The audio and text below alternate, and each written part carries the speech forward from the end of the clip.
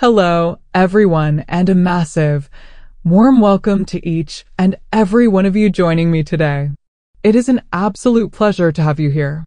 Before we dive into today's truly captivating topic, I want to take a sincere moment to send my very best wishes out to you and your loved ones. In a world that can sometimes feel so busy and demanding, our health and peace of mind are the most valuable things we possess. So, from the bottom of my heart, I genuinely hope you are feeling strong, are in great spirits, and are blessed with robust health today and always. May your days be filled with positive energy and your heart with calm. Now, let's embark on a fascinating journey to explore a cultural belief that is so deeply woven into the fabric of daily life that it influences architecture, technology, and personal decisions on a monumental scale. In China, the number 4 is considered to be incredibly unlucky. This might seem like a simple superstition at first glance, something akin to avoiding a black cat or walking under a ladder in Western cultures. But the aversion to the number 4 in China, and in many other East Asian countries that share this cultural influence, is far more profound, pervasive, and powerful than a simple old wives' tale. It is a phenomenon that shapes cities, dictates prices, influences phone numbers, and even determines the floor numbers in hospitals. This deep-seated belief is not rooted in a historical event or a folktale about a bad king. It is rooted entirely in the sound of the word itself, in the beautiful and complex nature of the Chinese language. To understand why a simple number can hold such immense power, we have to understand the concept of homophones, words that sound the same but have different meanings, and how they form a core part of cultural logic and everyday life. The number 4 in Mandarin Chinese is pronounced as si.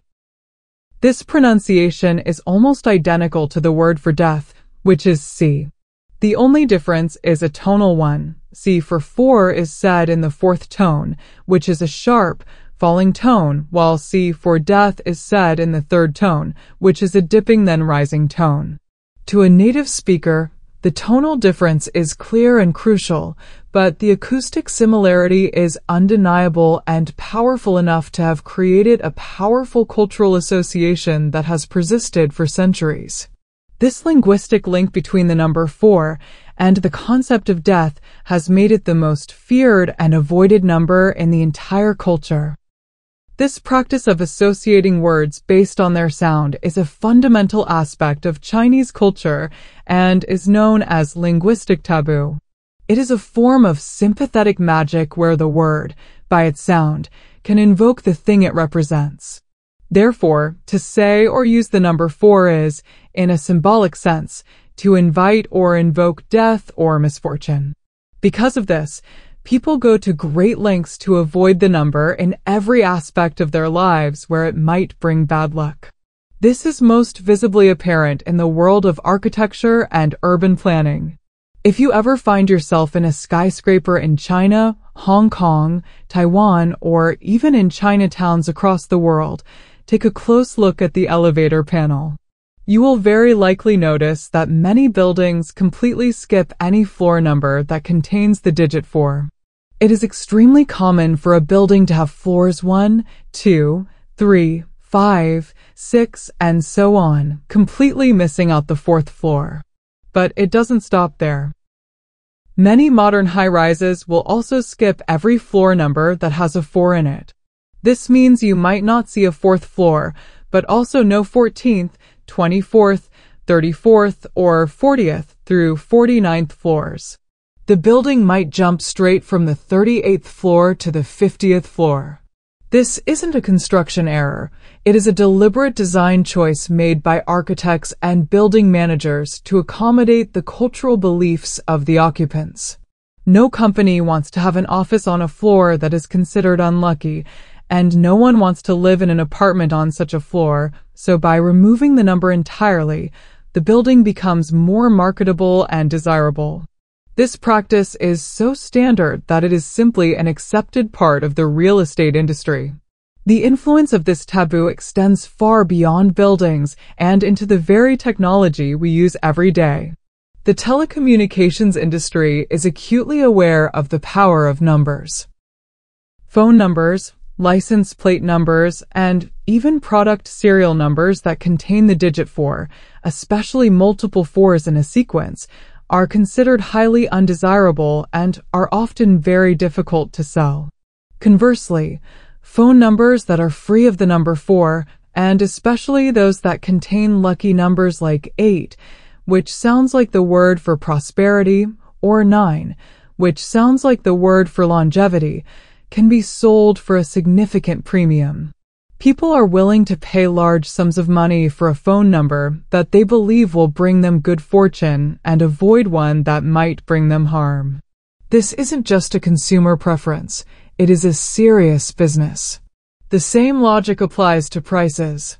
You will rarely see a product priced at 4 yuan or 40 yuan or 444 yuan because that would be a commercial disaster. Instead, prices are often set to end with the number 8, which is considered extremely lucky. This careful curation of numbers is a constant, low-level hum in the background of all commerce and social life. This desire to avoid the number 4 becomes especially potent during important life events and celebrations. Giving a gift of 4 of anything is a major social faux pas. You would never give someone 4 apples, 4 flowers, or 4 cups as a gift, as it could be misinterpreted as a wish for death or misfortune upon them. This is particularly crucial during weddings and birthdays, which are celebrations of life and longevity. Everything must be presented in lucky numbers. During the Chinese New Year, a time for ushering in good fortune for the year ahead, people are hypervigilant about avoiding any mention or use of the number 4. The same is true in medical settings. Hospitals are places already associated with life and death, so the taboo is even stronger there. It is very common for hospitals to completely lack any room number or floor number with a 4. You would be very hard-pressed to find a hospital room numbered 4 or 404 in a Chinese hospital. The goal is to create a positive environment for healing and to avoid any negative psychological associations for patients who are already in a vulnerable state. The belief is so strong that it can influence a patient's peace of mind, and therefore, the medical institution adapts to it. It is fascinating to contrast the number 4 with its opposite, the number 8. The number 8 is pronounced ba in Mandarin, which sounds very similar to the word fa in the phrase fa cai, which means to generate wealth or to become prosperous. Because of this, the number 8 is considered the luckiest number possible. People will go to extraordinary lengths and pay exorbitant amounts of money to incorporate the number 8 into their lives.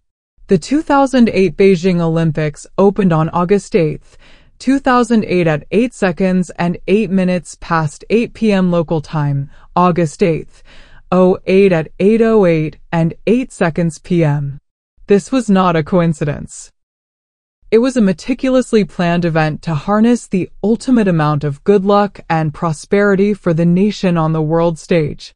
This stark contrast between the numbers 4 and 8 perfectly illustrates the power of language and sound in shaping cultural values and everyday behavior.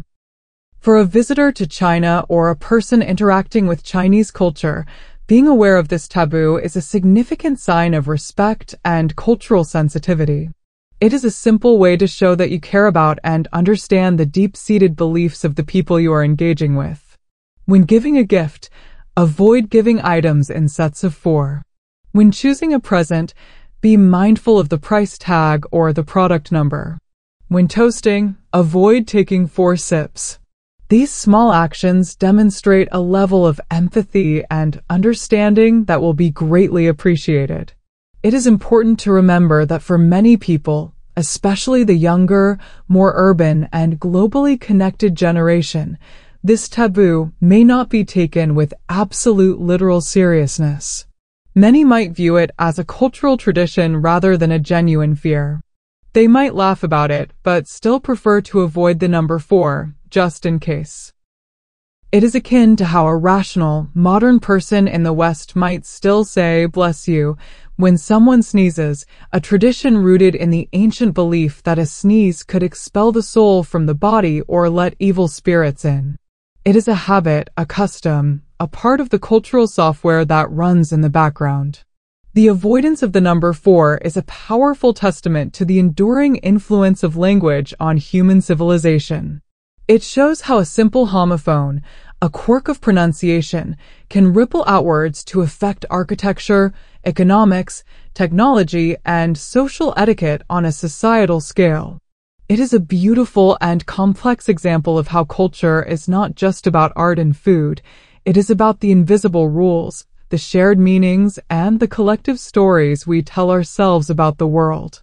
The number 4 is just a number, but in China, it is so much more. It is a symbol, a warning, and a reminder of the power of words to shape our reality.